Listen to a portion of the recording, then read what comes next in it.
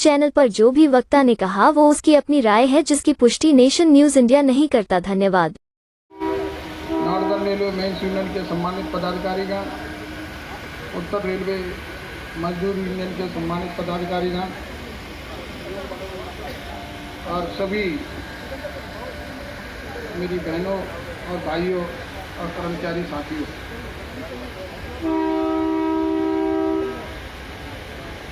आज का ये कार्यक्रम बाबा साहेब डॉक्टर भीमराव अंबेडकर का 132वां जन्मदिन जो 14 अप्रैल को पूरे देश और दुनिया में मनाया गया। और पूरे अप्रैल के अंदर जैसे जैसे जिन जिन लोगों को समय मिल रहा है, बाबा साहब डॉक्टर भीमराव अंबेडकर को याद करने का और उनको पुष्पांजलि अर्पित करने का काम कर रहे हैं। अभी एक मीना जी से और नरेंद्र जी से जो एक दुखद घटना की खबर मिली, हमारी all India SC/ST railway employee association उस परिवार के साथ संवेदना व्यक्त करती है और विश्वास दिलाती है कि आपके इस संकट की घड़ी में आपके साथ हम लोग खड़े हुए हैं, क्योंकि वो भी हमारे बीच और हमारे परिवार का भाई था जिसको इस घटना का शिकार होना पड़ा। हर समय हम आपके साथ रहेंगे, ये हम आपको विश्वास दिलाना चाहते हैं। साथियों, अभी जैसा कि मेरे पूर्व वक्ताओं ने यहाँ पर अपने विचार रखे, बहुत अच्छा लगा। भगत सिंह जिन्होंने जाति को अलग करके कि हम किसी भी जातिवाद में न पड़ें, अपने आप को एक अलग पहचान रखते हुए कि हम लोग कर्मचारी हैं, यही बाबा साहब डॉक्टर भीमराव अंबेडकर की विचारधारा थी। वो भी चाहते थे कि किसी भी तरीके से इस देश से जातियां खत्म हो जाएं, एक आम इंसान की तरह जिंदगी जीने का काम करे। और उन्होंने एक पुस्तक भी लिखी थी, जाति का विनाश पुस्तक है, बाबा साहब डॉक्टर भीमराव अंबेडकर की लिखी हुई पुस्तक है, आप पढ़िएगा उसको। उन्होंने बड़ा प्रयास किया कि किसी भी तरीके से इस देश में जाति प्रथा खत्म हो और जो एक वर्ग विशेष का जो आधिपत्य है उसको खत्म करके शोषित, वंचित, दलित, मजदूर, सर्वहारा देश की मुख्य धारा में जुड़ें। उनका भी एक अपना सपना था बाबा साहब डॉक्टर भीमराव अंबेडकर का, क्योंकि जिस समय बाबा साहब डॉक्टर भीमराव अंबेडकर का जन्म हुआ 14 अप्रैल 1891 में, उस समय इस देश में इस तरीके की परिपाटी कि एक बहुसंख्यक समाज, एक वंचित, शोषित और दलित समाज, जिसको आम सार्वजनिक रास्ते पर चलने का अधिकार नहीं था, सार्वजनिक नल या कुओं से, तालाब से पानी पीने का कोई अधिकार नहीं था, स्कूल में जाने का कोई अधिकार नहीं था, और उसके साथ साथ जो इस देश की बहुसंख्यक आबादी, जो हमारी महिलाएं हैं, उनको भी जिस तरीके से शोषित वंचितों को अधिकार नहीं था, उनको भी इस देश में किसी भी प्रकार का कोई अधिकार नहीं था। बाबा साहब डॉक्टर भीमराव अंबेडकर ने उस समय जन्म लिया कि जब जमीन पर चलते हुए एक वर्ग विशेष के इंसान के कमर में झाड़ू बांधी जाती हो और गले में हांडी सिर्फ इसलिए बांधी जाती हो कि अगर वो थूकेगा तो जमीन अपवित्र हो जाएगी और वो उस रास्ते से चलेगा तो अपने निशान मिटाता हुआ चला जाएगा। उस समय बाबा साहब डॉक्टर भीमराव अंबेडकर का जन्म हुआ। जब उनकी उम्र स्कूल जाने की हुई, हर माँ बाप की इच्छा होती है कि अपने बच्चे को अच्छे स्कूल में भेजे, अच्छी एजुकेशन दिलवाए और एजुकेशन लेने के बाद में सरकार की या किसी अच्छी पदवी पर नौकरी करे। बाबा साहब डॉक्टर भीमराव अम्बेडकर को स्कूल में दाखिला नहीं मिला, इसलिए क्योंकि वो एक वंचित समाज से, महार समाज से थे। उनके पिताजी आर्मी में नौकरी करते थे, तो उन्हें ज्ञान था अंग्रेज़ों की आर्मी में। अंग्रेज़ों की विचारधारा थी कि इस देश का हर इंसान को पढ़ने का अधिकार मिले। बाबा साहब के पिताजी ने उनसे प्रयास करके इस शर्त पर डॉक्टर अम्बेडकर को दाखिला मिला स्कूल में कि ये बच्चा अपने घर से बैठने के लिए टाट लेकर के आएगा, क्लास से बाहर बैठ कर के पढ़ेगा, आम सामान्य वर्ग के बच्चों के साथ खेलेगा नहीं, और जहाँ से सामान्य वर्ग के बच्चे पानी पीते हैं उस नल से पानी नहीं पिएगा। इस शर्त पे बाबा साहब डॉक्टर भीमराव अम्बेडकर को वहाँ दाखिला मिला। जब बाबा साहब अम्बेडकर को उस समय बचपन में जब दाखिला मिला, तो आप सोच सकते हैं 5 साल की उम्र में उस बच्चे पर इतनी पाबंदियां लगा दी गई हों, उसके दिमाग पर क्या असर पड़ा होगा। इसके बावजूद भी बाबा साहब डॉक्टर भीमराव अम्बेडकर ने अपनी कठोर परिश्रम, कठिन मेहनत से एजुकेशन हासिल की, मैट्रिक पास किया, इंटरमीडिएट किया, और महाराजा बड़ौदा के प्रयास से उन्होंने विदेश में जाने की इच्छा जाहिर की।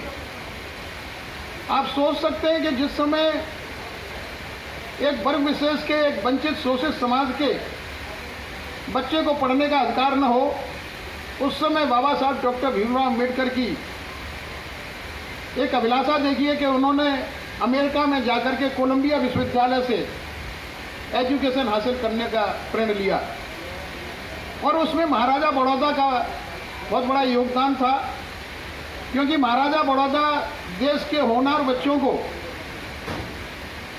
कुछ गिनती के अनुसार विदेश पढ़ने के लिए भेजते थे और अपना स्कॉलरशिप देते थे।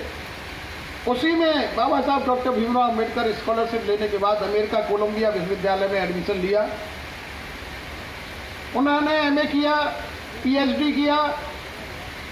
पीएचडी करने के बाद में महाराजा बड़ौदा का इकरारनामा था कि जब आप एजुकेशन लेकर के वापस आएंगे तो मेरी रियासत में आर्मी के सेक्रेटरी के पद पर आपको नौकरी दी जाएगी, आप नौकरी करेंगे।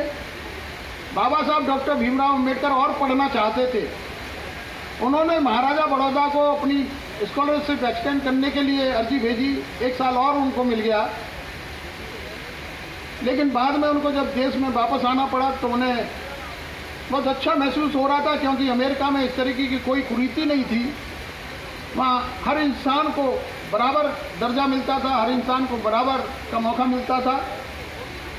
यहाँ जब वापस आए, बड़ौदा में नौकरी करने गए, तो जहाँ पर उनको बैठना चाहिए था उनकी सीट उस हॉल में कोने में डाल दी गई, और जैसे ही बाबा साहब डॉक्टर भीमराव अम्बेडकर वहाँ पहुँचे तो ज़मीन को गौमूत्र से धोया गया, चपरासी फाइल फेंक के देता था, पानी पीने के लिए उन्हें अपने गिलास साथ में ले जाना पड़ता था, और जो क्लब वहाँ के अधिकारियों के लिए खेलने कूदने मनोरंजन के लिए था, उसमें बाबा साहब डॉक्टर भीमराव अम्बेडकर को प्रवेश नहीं मिला। यहाँ तक कि उनको महाराजा बड़ौदा की रियासत में रहने की जगह भी नहीं मिली। काफ़ी तलाश करने के बाद एक पारसी धर्मशाला में उनको जगह मिली, लेकिन जब लोगों को ये मालूम पड़ा कि यह अछूत वर्ग का आदमी इस पारसी धर्मशाला में रह रहा है, तो बाबा साहब को वहाँ से भी निकाल दिया गया। उस समय बाबा साहब डॉक्टर भीमराव अम्बेडकर ने देखा कि मैं इतना पढ़ा लिखा होने के बावजूद मेरे साथ इस तरीके का बर्ताव हो रहा है, तो बहुत सारे असंख्य लोग जो मेरे समाज में अभी जिनको मौका नहीं मिला पढ़ने का, उनकी स्थिति क्या रही होगी। उस समय बाबा साहब डॉक्टर भीमराव अम्बेडकर ने प्रण लिया कि मैं अब सरकारी नौकरी नहीं करूंगा, लेकिन इस देश के तमाम दलित वंचित शोषितों को उनके अधिकार दिलाने का काम करूंगा।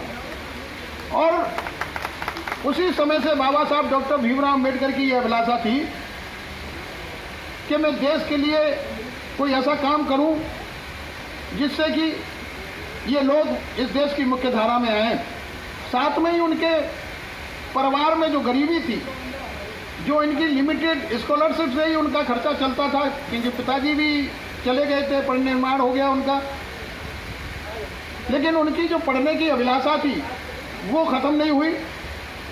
उन्होंने अमेरिका से ही जब 1 साल की उनकी स्कॉलरशिप एक्सटेंड हुई तो वो लंदन चले गए और London school of economics and political sciences में उन्होंने डीलिट की उपाधि हासिल की।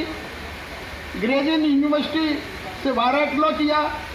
फिर भी उनकी इच्छा हुई कि मैं और ज़्यादा पढ़ूंगा, तो उन्होंने जर्मनी जाने का विचार बनाया। जर्मनी में वैन यूनिवर्सिटी जो भूगोल और अर्थशास्त्र के लिए प्रसिद्ध यूनिवर्सिटी है, उन्होंने जर्मनी से भी दूसरी पीएचडी की डिग्री हासिल की अर्थशास्त्र में। बाबा साहब डॉक्टर भीमराव अम्बेडकर अकेले ऐसे व्यक्ति थे, ऐसे महापुरुष थे जिन्होंने पीएचडी की डिग्री अर्थशास्त्र में उस समय हासिल की थी। इससे पहले कोई भी हिंदुस्तान का, इस इंडिया का कोई भी ऐसा महापुरुष नहीं था जिसने पीएचडी की डिग्री हासिल की हो। जर्मनी में क्योंकि वहाँ का जो पढ़ाई लिखाई थी या तो फ्रांस में होती थी या जर्मनी में होती थी, तो बाबा साहब डॉक्टर भीमराव अम्बेडकर उन्होंने जर्मनी और फ्रांस मात्र 2 हफ्ते में सीख लिया और 2 हफ्ते में सीखने के बाद में उन्होंने फ्रेंच और जर्मनी में डिग्री हासिल की। उनकी बचपन में इच्छा थी, उनके पिताजी की भी इच्छा थी कि मैं अपने बच्चे को संस्कृत पढ़ाऊं, लेकिन क्योंकि उस समय संस्कृत पढ़ने का अधिकार मात्र ब्राह्मणों को या उच्च वर्ग के लोगों को था, दलित या वंचित वर्ग के लोगों को संस्कृत पढ़ने का अधिकार नहीं था। कहा जाता है कि जर्मनी में जो जर्मन भाषा में ऐसे बहुत सारे ग्रंथ हैं जिनको सरलता से संस्कृत सीखी जा सकती है। बाबा साहब डॉक्टर भीमराव अम्बेडकर ने जर्मनी में संस्कृत सीखी ही नहीं, बल्कि वहाँ संस्कृत में बच्चों को पढ़ाना भी शुरू कर दिया। लेकिन महाराजा बड़ौदा की इकरारनामा खत्म हुआ तो उनको वापस आना पड़ा। बहुत सारी ऐसी बातें हैं जो बाबा साहब डॉक्टर भीमराव अम्बेडकर के बारे में बताई जाएं तो बहुत सारा समय लगेगा, लेकिन मैं अपने आप को थोड़ा संकलित करते हुए बताना चाहूँगा कि बाबा साहब डॉक्टर भीमराव अम्बेडकर को जब ब्रिटिश गवर्नमेंट की वायसराय काउंसिल में श्रम सदस्य बनने का मौका मिला, जो आज की डेट में श्रम मंत्री, लेबर मिनिस्टर बोलते हैं, उस समय बाबा साहब डॉक्टर भीमराव अम्बेडकर को अंग्रेजों के उसे मिला। और जब उनको मौका मिला तो हमारे देश की बहुत सारी महिलाएं जो मिलों और मजदूरों में काम करती थी, उनको प्रसूति के समय अवकाश लेने पर उनकी छुट्टियां करती थी, पैसा कटता था। ये बाबा साहब डॉक्टर भीमराव अम्बेडकर की बदौलत थी कि जो आज मैटरनिटी लीव मिल रही है, ये बाबा साहब डॉक्टर भीमराव अम्बेडकर ने उस समय दिलवाई थी, जो आज हमारी बहनें और बेटियों को मिल रही है। और उस समय ये प्रस्तावना बाबा साहब डॉक्टर भीमराव अम्बेडकर ने रखी थी कि किसी भी महिला का अगर प्रसव होता है मैटरनिटी के टाइम पर, उसको उसके पति की भी आवश्यकता होती है, तो कम से कम पति को भी कुछ दिन का अवकाश घोषित किया जाए। उस समय नहीं हुआ, लेकिन अब आकर के पैटर्निटी लीव जो हुआ है, ये बाबा साहब डॉक्टर भीमराव अम्बेडकर का संकल्प था। उस समय 14-14, 18-18 घंटे काम मजदूरों से लिया जाता था। 8 घंटे के जो काम किया है वो बाबा साहब डॉक्टर भीमराव अम्बेडकर की देन है। इंडस्ट्रियल डिस्प्यूट एक्ट ये बाबा साहब डॉक्टर भीमराव अम्बेडकर ने बनाया। ट्रेड यूनियन एक्ट, जो आज हम ट्रेड यूनियन चला रहे हैं, जितनी भी देश के अंदर ट्रेड यूनियन चल रही है कर्मचारी अधिकारियों की, उस समय बाबा साहब डॉक्टर भीमराव अम्बेडकर ने ट्रेड यूनियन एक्ट बनाया था, जो आज हम लोग ट्रेड यूनियन में काम कर रहे हैं। उस समय बाबा साहब डॉक्टर भीमराव अम्बेडकर ने दलितों और वंचितों के लिए भी कहा था कि आप अपना संगठन बनाइए, और अगर अपना संगठन नहीं बना सकते तो जो वर्तमान में संगठन चल रहे हैं उनमें भागीदारी निभाइएगा, लेकिन ये सुनिश्चित कर लीजिएगा कि जिन संगठन में आप करें वो आपका दुरुपयोग न करें, आपका मतलब उपयोग करके आपको कहीं बाहर निकालने का काम न करें। इसलिए आप अपना संगठन बनाइए। और ये all India SC/ST railway employee association जो बना है, उन्हीं की प्रेरणा से बना था, हमारे बुजुर्गों ने बनाया है, अपना एक संगठन बनाया है जिसमें हम दलितों, मजदूरों और जो कर्मचारियों की समस्या है उनको लेकर के चलते हैं। ये बाबा साहब डॉक्टर भीमराव अम्बेडकर की प्रेरणा से। बाबा साहब डॉक्टर भीमराव अम्बेडकर को जब PWD मिनिस्टर का मौका मिला उन्होंने जो इस देश के अंदर बांध हैं, चाहे वो हीराकुंड बांध हो, चाहे वो और सारे बांध हैं, ये परिकल्पना बाबा साहब डॉक्टर भीमराव अम्बेडकर की थी। उन्होंने ग्रिड योजना बनाई, बांधों की योजना तैयार की, और जितने भी बांध बने हुए हैं कहीं न कहीं बाबा साहब डॉक्टर भीमराव अम्बेडकर का बहुत बड़ा योगदान उसमें बाबा साहब डॉक्टर भीमराव अम्बेडकर का है। क्योंकि मैंने आपको जैसे पहले बोला कि जिस समय इस देश में चलने का अधिकार नहीं था, गले में हांडी बांधी जाती थी, बाबा साहब डॉक्टर भीमराव अम्बेडकर को मौका मिला तो गले की हानि उतरवा करके आज जो टाई पहन के हम चलते हैं, हमें धन्यवाद देना चाहिए बाबा साहब डॉक्टर भीमराव अम्बेडकर का कि उन्होंने हमारे गले में टाई बनवाई। हम लोगों को पानी पीने का अधिकार नहीं था। हम सार्वजनिक कुओं से, तालाबों से, जहां से जानवर, पशु पक्षी पानी पी सकता था, जहां से अन्न वर्ग का पानी पी सकता था, अछूत वर्ग का उसको छू भी नहीं सकता था, अगर पानी पीने का अधिकार दिलाया तो ये बाबा साहब डॉक्टर भीमराव अम्बेडकर ने दिलाया। आज हम ये शुद्ध पानी पी रहे हैं, हमें धन्यवाद करना चाहिए बाबा, तेरा धन्यवाद कि तूने हमें पानी पीने का अधिकार दिलवाया। इस देश की तमाम महिलाओं को जहां पर गुलाम समझा जाता था, जहां पर घर के काम काज में ही उनको रखा जाता था, उनके नाम से कोई प्रॉपर्टी नहीं खरीद सकता था, वो पढ़ नहीं सकती थी, वो टैक्स पे नहीं कर सकती थी, वो बच्चा गोद नहीं ले सकती थी, उनका पति मर जाए तो पुनर्विवाह नहीं कर सकती थी। बाबा साहब डॉक्टर भीमराव अम्बेडकर को जब मौका मिला कानून मंत्री बनके, तो उन्होंने हिंदू कोड बिल पास किया, और उस हिंदू कोड बिल में उन्होंने प्रस्तावना रखी कि किसी भी महिला का अगर पति मर जाए तो उससे पुनर्विवाह करने का अधिकार मिलना चाहिए। कोई महिला बच्चा गोद लेने का अधिकार चाहती है तो उसे बच्चा गोद लेने का अधिकार मिलना चाहिए। महिला के नाम जिस तरीके से लड़के के नाम प्रॉपर्टी डिस्ट्रीब्यूट होती है, तो पिता की पैतृक संपत्ति में बहन का भी और बेटी का भी नाम होना चाहिए। ये बाबा साहब डॉक्टर भीमराव अम्बेडकर की देन थी। उन्होंने जब मौका मिला कि मैं अपने समाज दलित वंचितों के लिए भी, जिस समाज में मैं पैदा हुआ हूँ, जहाँ मैंने शुरू से ही अपमान झेला है, तिरस्कार झेला है, मुझे कुछ न कुछ करना चाहिए। उन्होंने अंग्रेजों के यहाँ जाकर के जो गोलमेज कॉन्फ्रेंस थी उसमें बताया कि 60 साल से ज़्यादा हमारे इस देश को जो स्थिति आप लोगों ने बनाई है, उसमें हम लोगों की जो मतलब स्थिति है, आप उन्होंने वर्णन किया वहाँ जाकर के। तब वहाँ पर सेपरेट इलेक्टोरेट और साइमन कमीशन इस देश के अंदर आया। महात्मा गांधी ने आमरण अनशन यरवदा जेल में जाकर के कर दिया कि सेपरेट इलेक्टोरेट अगर इनको मिल गया तो एक समाज अलग हो जाएगा, जबकि ऐसा नहीं था। सेपरेट इलेक्टोरेट का बात है कि जो दलित थे उनको 2 वोट का अधिकार मिला था। एक जनरल सीट पे वो किसी कैंडिडेट को चुन सकता था और एक दलित वर्ग में से अपने आप को चुन सकता था।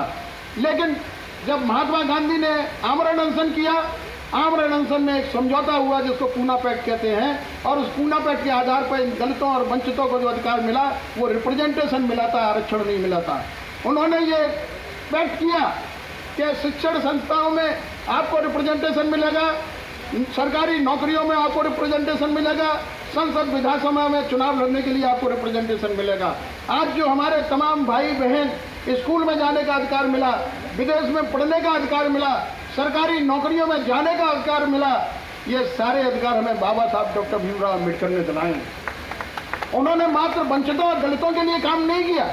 जिस क्षेत्र में उनको मौका मिला, चाहे मजदूरों की बात रही हो, चाहे वो महिलाओं की बात रही हो, चाहे इस देश के संविधान बनाने की बात रही हो, मेरे भाई ने अभी प्रेमबिल पढ़ा है, उस प्रेमबिल में बाबा साहब डॉक्टर भीमराव अम्बेडकर ने पहली प्रस्तावना में लिखा है, we the people of India. We का मतलब है कि हम सारे लोग, यानी कि इस देश का रेडी वाला, खोमचे वाला, दुकान वाला, जितने मजदूर हैं, भाई लोग हैं, अधिकारी हैं, जो भी हैं, वो सब हम हैं। मैं नहीं लिखा, बाबा साहब डॉक्टर भीमराव अम्बेडकर। इस देश को बनाने में बाबा साहब डॉक्टर भीमराव अम्बेडकर का बहुत बड़ा हाथ है।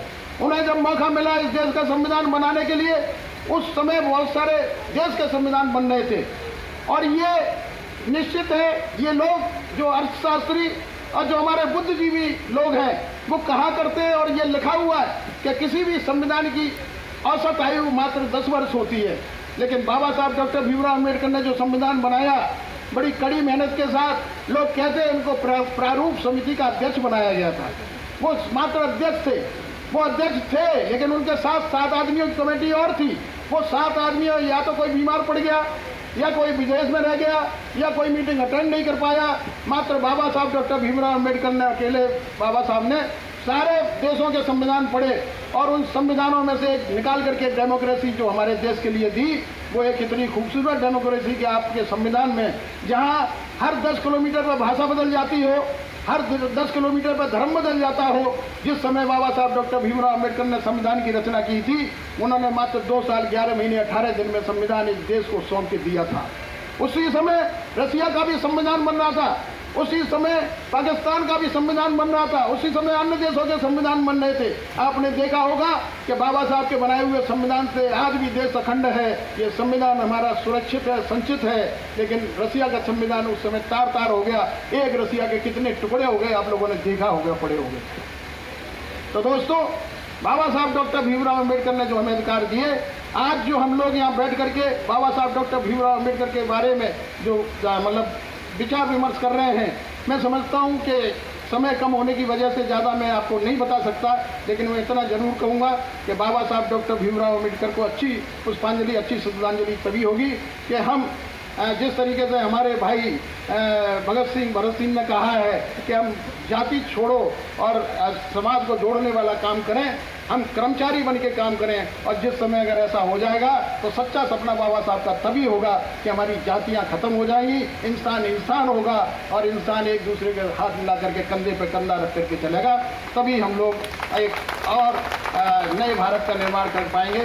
समय ज़्यादा न होने के कारण मैं आगे ज़्यादा बात नहीं रख पाऊँगा। इतना ज़रूर कहूँगा कि बाबा साहब ने जिस कष्ट और जिस मेहनत से आपको ये सुविधाएं जो दिलाई हैं, आपको इस देश में जो स्वतंत्रता में भी उनका बहुत बड़ा हाथ था।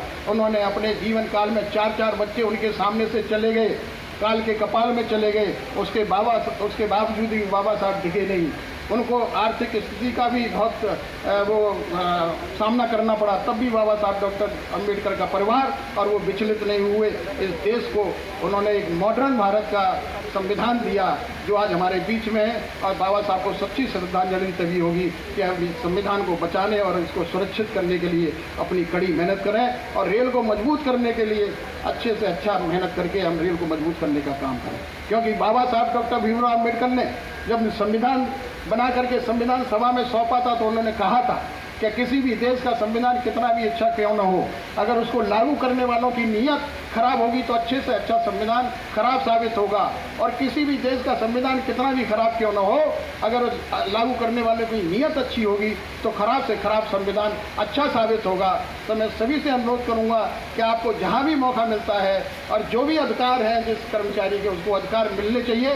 उन अधिकारों में इस तरीके की मतलब द्वेषता नहीं आनी चाहिए कि हम इसको ये अधिकार देंगे, इसको ये अधिकार देंगे। ये बाबा साहब डॉक्टर भीमराव अम्बेडकर ने हमको अधिकार दिए हैं जो आज हम लोग ये उपयोग कर रहे हैं। तो धन्यवाद। जय भीम, जय भारत। और खास करके मैं अपने निजामुद्दीन के तमाम साथियों को, चाहे वो NRM को हो, चाहे URM को हो, चाहे OBC के हो, और खास करके CDO साहब जो हमारे बीच में व्यस्तम समय में से समय निकाल करके आए हैं, आप बहुत बहुत बहुत धन्यवाद। Press the bell icon on the YouTube app and never miss another update.